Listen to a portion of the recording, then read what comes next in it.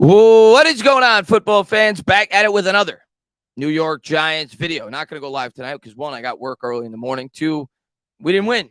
So I like to go live for a victory live stream after games because you never want to take those for granted. Last week was a lot of fun. Giants came back. They had a monumental comeback against the Arizona Cardinals, something that I don't think many people saw at halftime of that game when the Giants trailed by 20. And we went into this game hoping basically for a miracle, if you were realistic going into this game, because that's what it was going to require. It's why on the live stream a couple of days ago with Bad Dog, we both talked about how we needed the New York Giants to take shots because you really had nothing to lose. When you say that, it's because going in, you're outmatched, you're outgunned, especially when you factor in we didn't have Andrew Thomas or Saquon Barkley in this game. You're going up against a team, even when we're completely healthy, is just much better than us. That's just the facts. That's just the reality of the situation. They're just a much better football team. In my opinion, the last 3 years, my Super Bowl prediction has been the San Francisco 49ers out of the NFC. I think they are by far the best team in terms of 53-man roster in football. Obviously, when you have elite quarterbacks like Pat Mahomes, they overcome that. But the 49ers roster, when you look at it tonight, it's incredible. They have a great offensive line. They have a great pass rush. They have, in my opinion, if not the best middle linebacker in football, top 2 or 3. They have the best maybe weapon in football in Christian McCaffrey. George Kittle's incredible. Debo's incredible. We didn't even see Brandon Ayuk.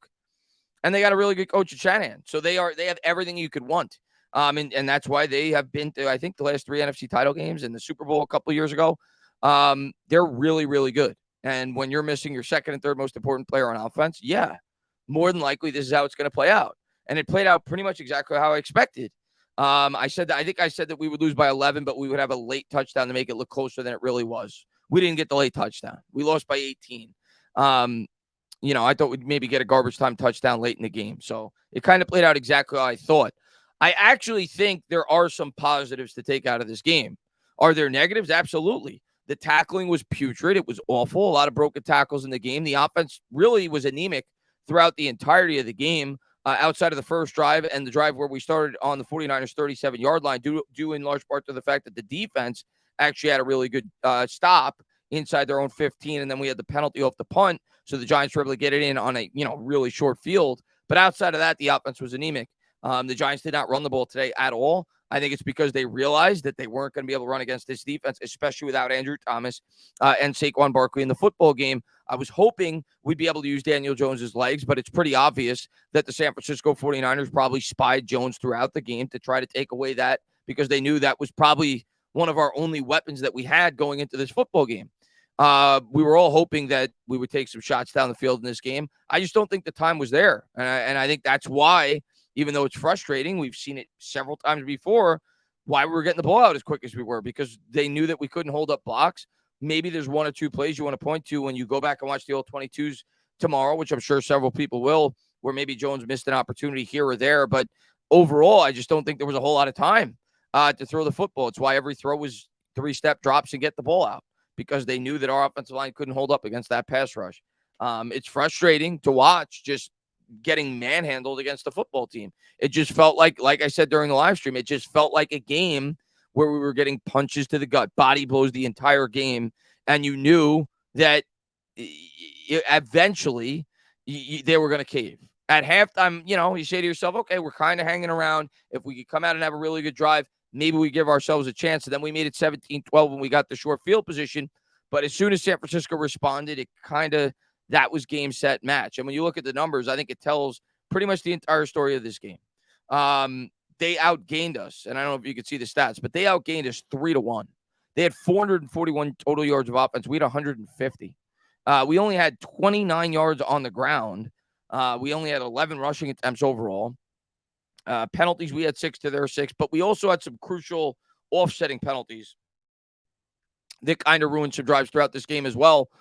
But, yeah, it was just an anemic offense. Offensively, there's not much good to take out of it at all. I think it's just an instance where even with our weapons, we would have been overmatched, but we were severely overmatched without Barkley and, of course, without our best offensive lineman and Andrew Thomas, to the point where it felt almost like a Jason Garrett offense, because we knew against that pass rush we weren't going to be able to hold up and we couldn't run the football. So once we became one-dimensional, I think that's why we had to get the ball out as quickly as we did, but we were overmatched against a much better football team.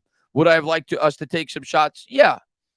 but the shot's got to be there for you to take them. And it is what it is. The way I take the way I leave this game is it's exactly what I expected it to be.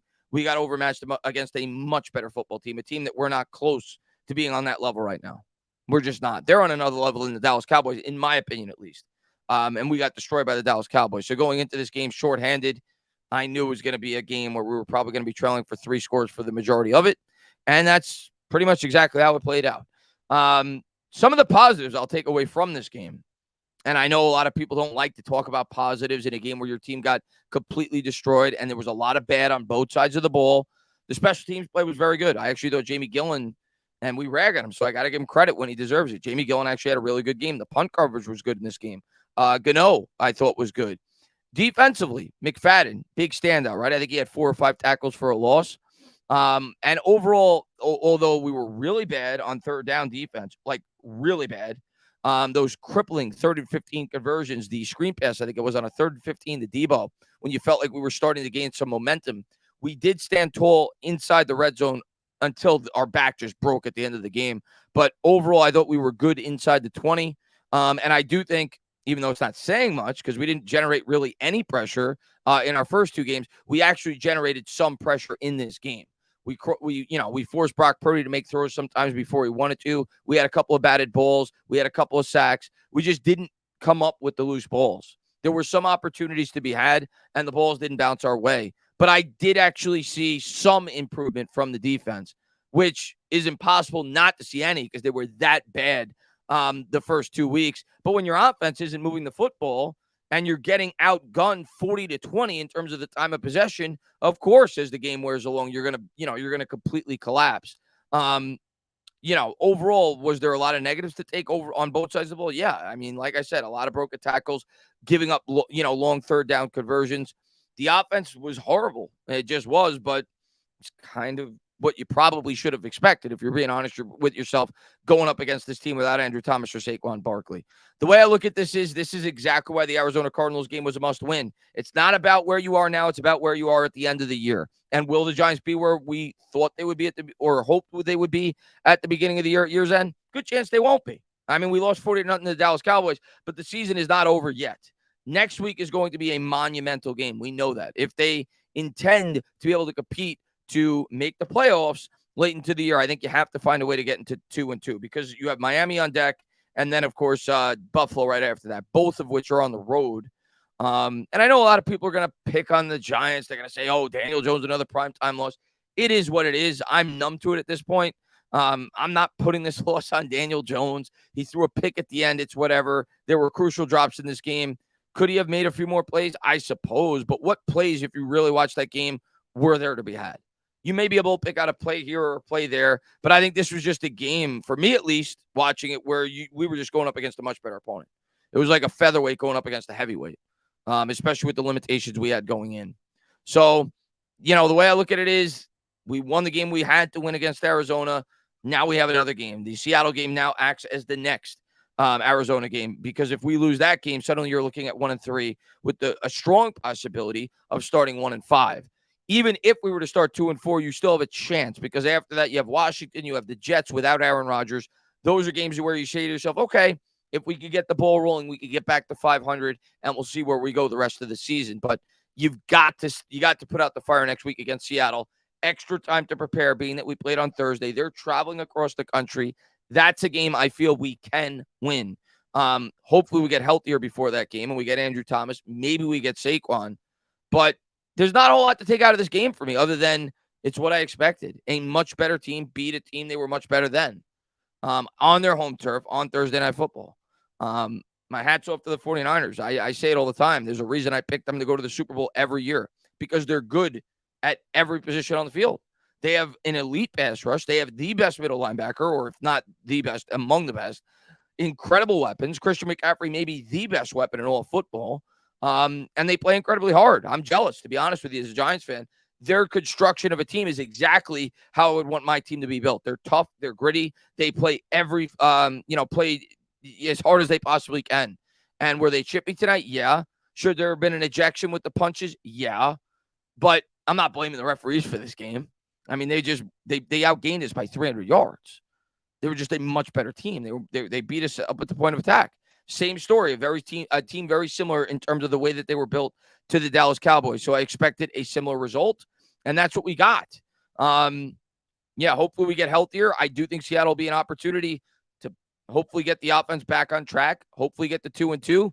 But we're not there yet, guys. We're not on this level. We like to hope and think that we could start to get near this level by year's end or maybe by the beginning of next season, but we got a long way to go. We don't have a Bosa. We just don't. It was nice to see Kayvon get a sack, but we don't have a Bosa on this team. We don't have a Fred Warner on this team. We don't have the Deebo Samuels and the George Kittles and the Christian McCaffreys. We just don't. And their offensive line. We're just not there yet. There's a lot more growing that needs to be done. But I do think, like I said, there was some good to take out of it. I do think the defense at least started to look like they were getting a bit better. It's still not good. We're still one of the worst defenses in the NFL thus far. There's no denying that. But I do think there were some positives. The offense, no, there wasn't really any positives, but it was kind of a game where it was going to be hard to see any positives based off of all the factors offensively. At least that's the way I look at it. I know a lot of people watching this video are going to want me to slam Daniel Jones, and they're going to want me to slam the Giants. I mean, I don't know. I just felt like it was a match where, like I said earlier, I think it was a welterweight going up against a heavyweight, and the heavyweight did what they were supposed to do. It's like watching a college game between Alabama and, a banged up, Rutgers team. Like, what did you think was going to happen? We're not there yet. We're not on that level. I think we're a team that could beat bad teams and beat pretty good teams, but we're not beating the elite teams unless we get the lucky bounces. And tonight we didn't get them. We'll see how we do against Seattle, and hopefully this team grows throughout the course of the year. Get the 2-2, and we'll see where we go from there. But yeah, definitely a tough loss tonight, but as I said, kind of what I expected. We went up against a much better football team. As always, guys, if you liked what you watched, please subscribe, drop a comment, maybe give me a little thumbs up. Cheers. Enjoy the rest of your night.